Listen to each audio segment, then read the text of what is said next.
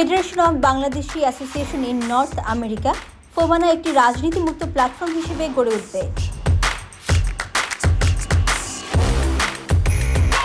যা আমাদের প্রবাসী বাংলাদেশিদের ঐক্য এবং সংস্কৃতির মূর্ত প্রতীক হবে। প্রতি বছর যারা ফোবানার মূল কমিটি ও হোস্ট কমিটিতে নেতৃত্ব দেবেন, তারা এই প্ল্যাটফর্মকে রাজনীতি থেকে দূরে রাখবেন। ফোবানার সামাজিক মাধ্যমগুলোতেও কোনো রাজনৈতিক উদ্দেশ্য প্রণোদিত পোস্ট করা হবে না। 2024 সালের ফোবানা সম্মেলনে এই প্রস্তাবটি অত্যন্ত গুরুত্বের সঙ্গে গৃহীত হয়েছে। ফোবানার অংশীদার সংগঠনগুলো সর্বসম্মতভাবে এই সিদ্ধান্তকে সমর্থন করেছেন এবং উপস্থিত সকলেই উষ্ণ অভ্যর্থনা জানিয়েছেন। বাংলাদেশি আমেরিকান বিজনেস আছেন কেউ এখানে?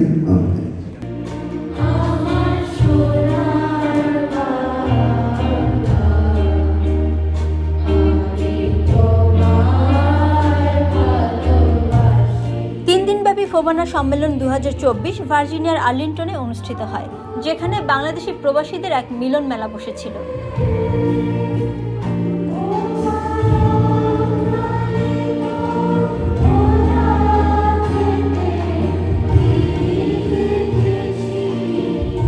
ত্রিশ 31 আগস্ট এবং 1 সেপ্টেম্বরের এই আয়োজনে ছিল আনন্দ, সংস্কৃতি এবং দেশপ্রেমের ছোঁয়া। প্রতিদিনই সকাল থেকে গভীর রাত পর্যন্ত বিভিন্ন অনুষ্ঠান মালায় পরিপূর্ণ ছিল এবারের আয়োজন। দেশমাতৃকার প্রতি গভীর ভালোবাসা, দেশের সংস্কৃতি ও ঐতিহ্য যেন নতুন করে বেঁচে উঠেছিল প্রতিটি মুহূর্তে।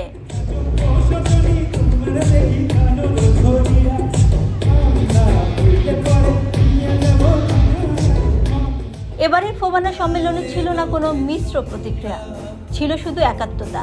সকলেই একমত ছিলেন এটি ছিল এ যাবৎকালের সবচেয়ে সুশৃঙ্খল এবং সফল ফোবানা।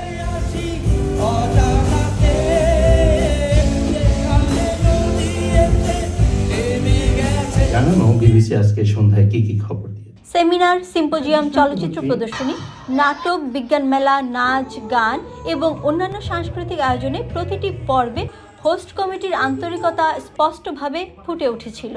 সবচেয়ে আমরা মনে করি যে আকর্ষণীয় একটা বিষয়, এবারের ফোবানার কনভেনার রোকসানা পারভিনকে সকলেই আন্তরিকভাবে সাধুবাদ জানিয়েছেন। তিনিও কৃতজ্ঞতা প্রকাশ করেছেন তাদের প্রতি, যাদের পরিশ্রমে এই অসাধারণ আয়োজন সম্ভব হয়েছে। বিশেষ করে উল্লেখ করেছেন member secretary Abu Rumi, host president Nurul Amin সহ Anthony Pius Gomes, Pradip Ghosh, Kochi Khan, Taskin বিনতে সিদ্দিক, করিম সালাউদ্দিন এবং বাগডিসির সকল সদস্যদের কথা। রোকসানা পারভিন গভীরভাবে ধন্যবাদ জানিয়েছেন title sponsor Washington University of Science and technology এবং পিপল অ্যান্ড টেক এবং অন্যান্য স্পন্সরদের, যাদের সহযোগিতা ছাড়া এত সার্থক একটি ফোবানার আয়োজন করা সম্ভব হতো না। তিনি বিশেষভাবে মিডিয়া স্পন্সর এনআরবিসি টিভিকেও ধন্যবাদ জানিয়েছেন। অনেক ধন্যবাদ এনআরবিসি টিভিকে। ইভেন আমি ধন্যবাদ জানাতে চাই তোমার মাধ্যমে people and tech, Washington University of Science and Technology ছিলেন এবছরের আমাদের টাইটেল স্পন্সর। এত বড় একটা আয়োজনের পিছনে আর্থিক যে সহায়তা, সেই ক্ষেত্রে আবু বকর হানিফ স্যার আসছেন আমাদের সাথে। ভাইকেও জানাই অনেক অনেক ধন্যবাদ।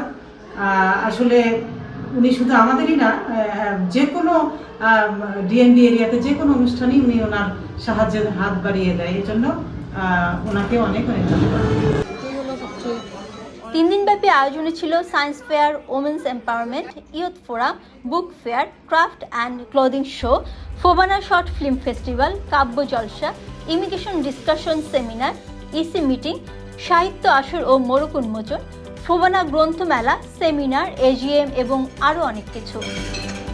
ফোবানার দ্বিতীয় দিনের আয়োজন শুরু হয় বিজনেস লাঞ্চ দিয়ে, যেখানে অংশ নেন ফোবানার এক্সিকিউটিভ কমিটি ও হোস্ট কমিটির গুরুত্বপূর্ণ ব্যক্তিবর্গ সহ আমন্ত্রিত গুরুত্বপূর্ণ ইলেকটেড পাবলিক অফিসিয়ালস, স্পন্সর এবং ইনভেস্টর বৃন্দ।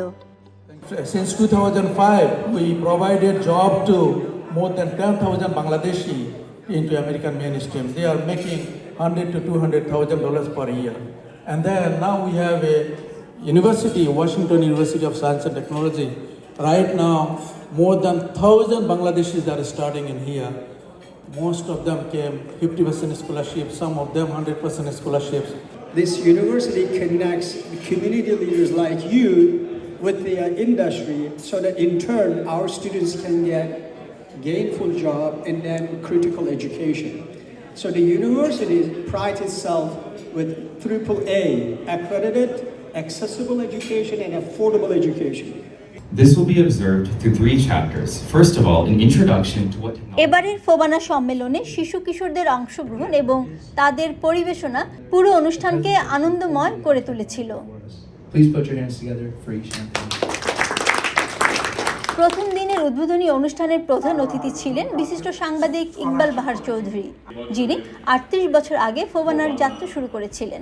আনুষ্ঠানিক উদ্বোধন ঘোষণা করছি। গেস্ট অফ অনার হিসেবে বক্তব্য রাখেন Washington University of Science and Technology chancellor engineer Abu Bakar Hanif. তিনি পৃথিবীর সকল প্রবাসী বাংলাদেশিদের প্রতি এক হৃদয়স্পর্শী আহ্বান জানিয়েছেন। বাংলাদেশের বন্যায় বিধ্বস্ত মানুষদের জন্য মানবিক সহায়তার হাত বাড়িয়ে দিতে, যারা হারিয়েছেন তাদের প্রিয়জন, ঘরবাড়ি, গবাদি পশু সম্পদ এবং সবচেয়ে কষ্টের বিষয় তারা হারিয়েছেন তাদের শেষ আশাটুকু। তিনি আরও বিনীতভাবে অনুরোধ করেছেন যেন সবাই বাংলাদেশে রেমিটেন্স পাঠান এবং এই সংকটময় সময়ে দেশের পাশে থাকার জন্য। People lost their hope, people lost their house, people lost their family members, people lost their everything. And then we expect cure, helping them all the way. We don't know how many $1 million we send. Definitely it's in every person is sending something, doing something. So this is what we need. And we need to send the remittance, proper remittance to Bangladesh so that we can take care of our motherland. And then also we can share our knowledge, transfer our knowledge. We can help Bangladesh to go to the next level. Definitely it is possible if we all are united. We should not alienate ourselves. We should together help Bangladesh. আরও বক্তব্য রাখেন ভার্জিনিয়ার state senator Saddam Aslan Selim, Ghazala F Hashmi, Arlington কাউন্টির regional director Tania Talento এবং Scottish পার্লামেন্টের সদস্য ফয়সাল চৌধুরী সহ আরও অনেকে। এই পর্যন্ত নিয়ে আসছে। দ্বিতীয় দিন সন্ধ্যায় জমে ওঠে মূল মঞ্চ। একের পর এক সাংস্কৃতিক পরিবেশনা উপভোগ করেন কানায় কানায় পূর্ণ অডিটোরিয়ামের দর্শকরা। মম, প্রিয়াঙ্গদা ও স্বপ্নীল সজীবের পরিবেশনায় মুগ্ধ হন দর্শকরা।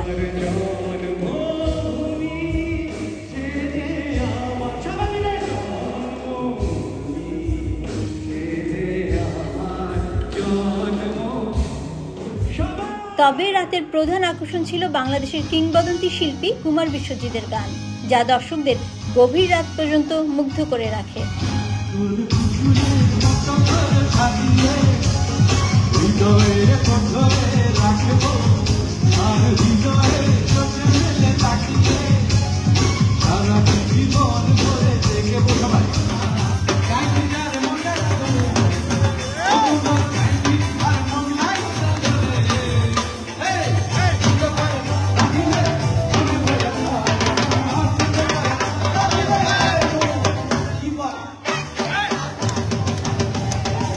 তৃতীয় দিন শুরু হয় ফোবানার বার্ষিক সাধারণ সভা দিয়ে, যেখানে সকল অঙ্গ সংগঠনের প্রতিনিধিরা অংশ নেয়। দুপুরে শুরু হয় seminar. Washington University of Science and Technology chancellor engineer Abu Bakar Hanif যুক্তরাষ্ট্রের শিক্ষা ও ক্যারিয়ার গঠনে বিভিন্ন দিক নিয়ে আলোচনা করেন। তিনি তুলে ধরেন কিভাবে ওয়াশিংটন ইউনিভার্সিটির ট্রিপল মিশন ডিগ্রি, স্কিল এবং ক্যারিয়ার শিক্ষার্থীদের ভবিষ্যতের জন্য প্রস্তুত করছে। In our people and tech, and then right away they are getting senior level job, starting with $120,000, $150,000, even more than that. So that could be another area where people can think about that. And next, another one is how is the growth of DevOps and cloud market? You will see that cloud engineering has a possible 35% job growth by 2030, and $110,000 in an average, basically median annual salary. DevOps engineering has a possible 34% job growth by 2030 and 108 million currently. So you can see market share in 2021, 30%, and then US solutions segment is 65% like this, and Europe market like $75 billion in 2028. Asia Pacific is 25%.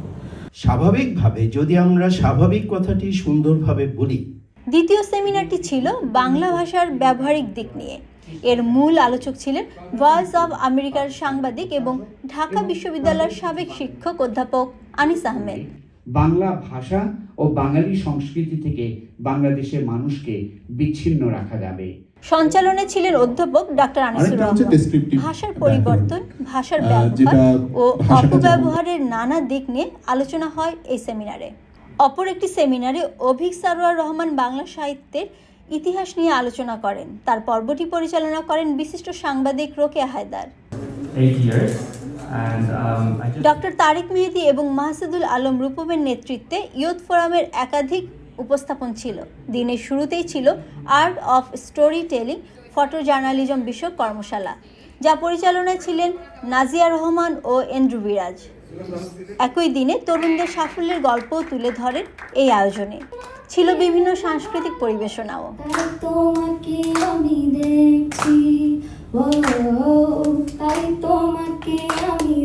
ছোট ছোট বাচ্চারা তাদের বিভিন্ন প্রকল্প নিয়ে অংশগ্রহণ করে science ফেয়ারে, যা ছিল ভীষণ আকর্ষণীয়। The whole Mars is as cold as the South Pole. Number 3, Saturn's rings are 90% water. ওরা যে কত ধরনের প্রজেক্ট এনেছে, গ্রাফিক কিডস এখানে, তো ওদের প্রজেক্টের ধরনগুলো আমি একটু বলে নিই। কেউ হয়তো চাচ্ছে নাসা নিয়ে গবেষণা করতে, কেউ হয়তো এনভায়রনমেন্ট নিয়ে, যেমন লাইসার মতো। সেটা আমাদের জন্য অনেক বড় একটা ব্যাপার হয়ে দাঁড়ালো যে আমরা ভবিষ্যতে বাচ্চাদেরকে আরও এনকারেজ করতে পারবো। অ্যাকচুয়ালি আবিহার কাজ হলো community building development.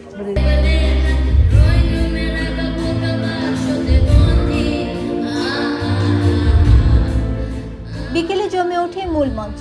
California, Michigan, Chicago, Houston, Kansas থেকে আগত শিল্পী দলগুলোর সাথে ভার্জিনিয়ার বাংলা স্কুলের পরিবেশনা ছিল চোখ ধাঁধানো।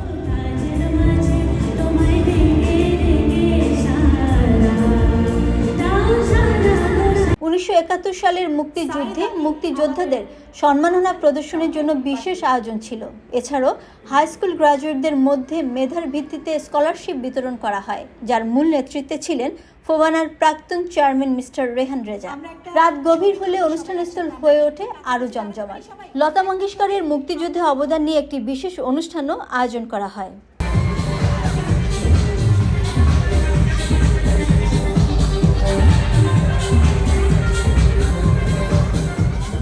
সবশেষে মঞ্চে উপস্থিত হয় হাল বাংলার 3 ক্রেজ মোজা, অর্জিন কামাল ও জেফার। তাদের নাচ গানে পুরো অনুষ্ঠানস্থল আনন্দে মুখরিত হয়ে ওঠে।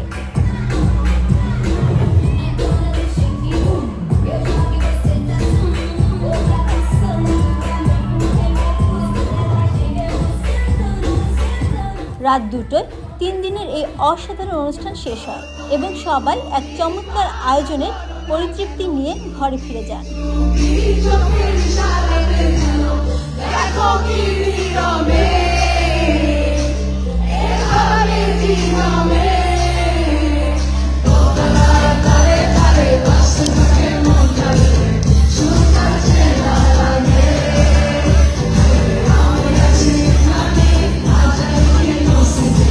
ফোবানার মূল কমিটি এবং হোস্ট কমিটির প্রতি কৃতজ্ঞতা জানাতে ভোলেন না কেউ। বিশেষভাবে ধন্যবাদ জানান Bangladesh association of greater Washington DC মেট্রোকে, যাদের নেতৃত্বে এই অসাধারণ আয়োজন সম্ভব হয়।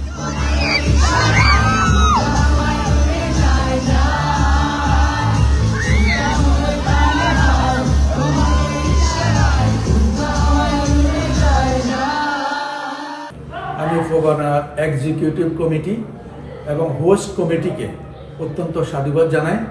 এরা সুন্দরভাবে এই ফোবানাকে এখানে পরিচালনা করেছে এবং আমি মনে করি যে বিভিন্ন স্টেট থেকে যেসব গেস্টগুলো আছে আসছেন এবং ওনারা উপভোগ করেছেন।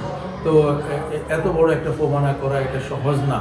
এতে করে আমি মনে করি যে যারা হোস্ট কমিটি আছে তারা এটাকে সুন্দরভাবে আমি মনে করি যে সবার কাছে তুলে ধরেছে। ধন্যবাদ সবাইকে।